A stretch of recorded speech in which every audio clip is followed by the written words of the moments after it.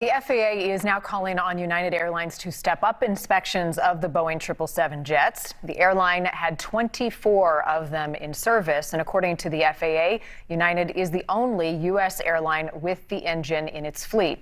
International airlines are pulling these planes as well, and earlier today I spoke with Richard Abalafia. He is an aerospace analyst with Teal Group, a market analysis firm that specializes in aerospace and defense, and we talked about this latest incident and trouble for Boeing.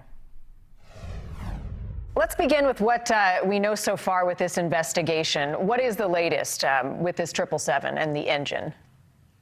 Well, it sounds like there's some components that might have been improperly inspected or perhaps had some kind of flaw built into them. I think it's pretty much what we all expected so far. You know, you can't rule out anything at this point, but after something like a third of a century in service, it's not like the actual design of the engine is going to be called into question.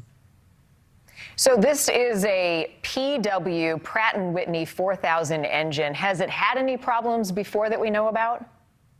You know, all engine families at one point or another have had problems. That's just the way it works, I'm afraid.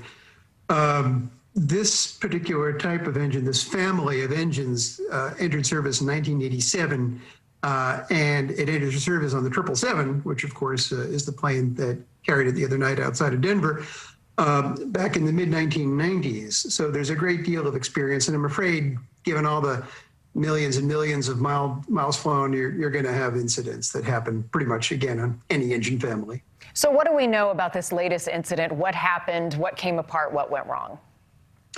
Well, it was an uncontained turbine failure, which means that not only did something, come loose or fall apart or explode inside the engine, but it actually managed to breach the exterior housing, the cowling of the engine. At that point, that elevates it from an incident to a very serious problem. So we know that they have grounded a number of these planes, the United planes here in the United States. How long before we have some answers and these planes get to flying again? Probably a matter of a couple days, really. You know, you're talking about just over 100 planes, which is the number of aircraft that have this engine from that particular model series, with 1,600 777s built. So it's not exactly what you call a major problem in terms of, the network. Will this impact United at all? I don't think it will. They've got a much bigger fleet, of course, and some of that fleet is idle.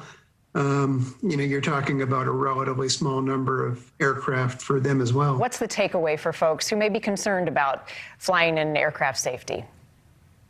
Well, you look at what could possibly go wrong with an aircraft, and an uncontained turbine failure is really up there as one of the worst case scenarios. And, the pictures and the aftermath on the ground certainly reflected that. Debris flying out of the plane, landing in people's garages, flames shooting out the back. And at the end of the day, there were no casualties and the plane returned to the airport. That's, to me, more of a positive story.